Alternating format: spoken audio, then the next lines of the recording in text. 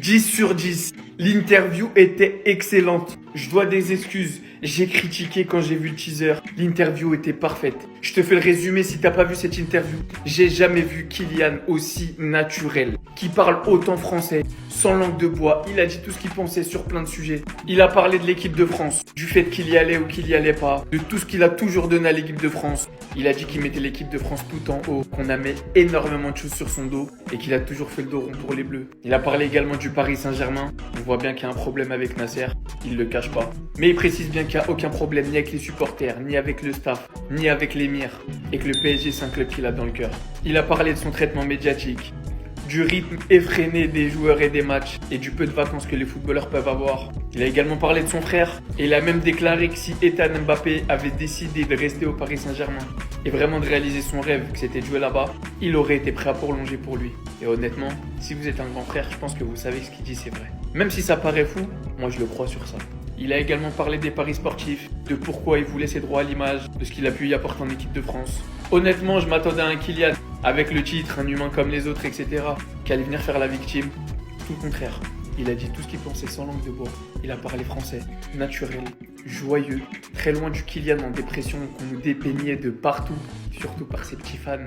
Donc je le dis, je tiens à présenter mes excuses. Attention, ça change rien sur tout ce qu'on a pu toujours dire sur le niveau sportif, mais j'ai jugé l'interview avant qu'elle sorte, et au final pour moi c'est vraiment un 10 sur 10, réussite totale. Maintenant, il reste le terrain.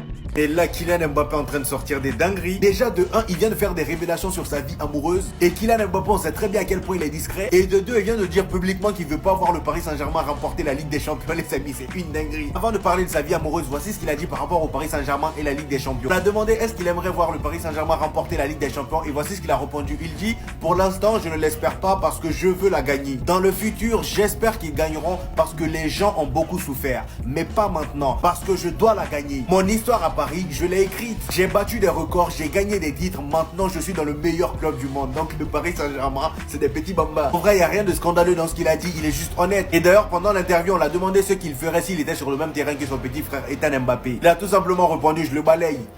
Oui. Et en ce qui concerne sa vie amoureuse, les amis, on l'a demandé est-ce qu'il est déjà tombé amoureux. Et voici ce qu'il a répondu. Si je suis déjà tombé amoureux, si dans le passé, j'espère que je vais l'être encore.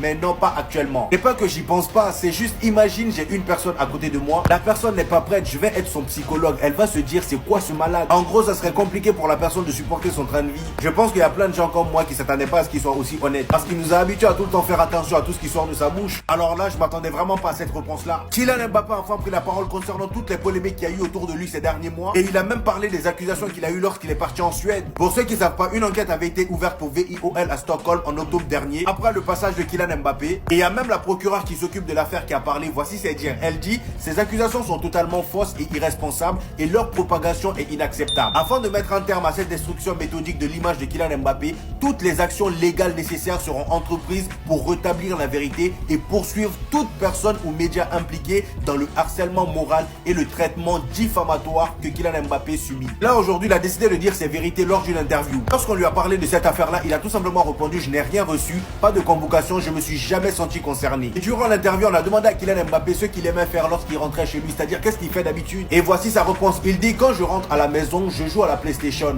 mais chez moi dans le sud, le Wi-Fi n'est pas très bon, donc je ne peux pas jouer avec mes gars. Au moins j'ai envie de dire on a ça en commun, même Kylian Mbappé a Wi-Fi qui bug. Et pour terminer les amis, ils ont abordé le sujet de la Coupe du Monde que Kylian Mbappé a perdu face à l'Argentine. Et il a tout simplement répondu c'est bien parce que c'est Lionel Messi. En gros c'est bien parce qu'il a perdu contre Lionel Messi. Mais j'avais la rage le jour d'après.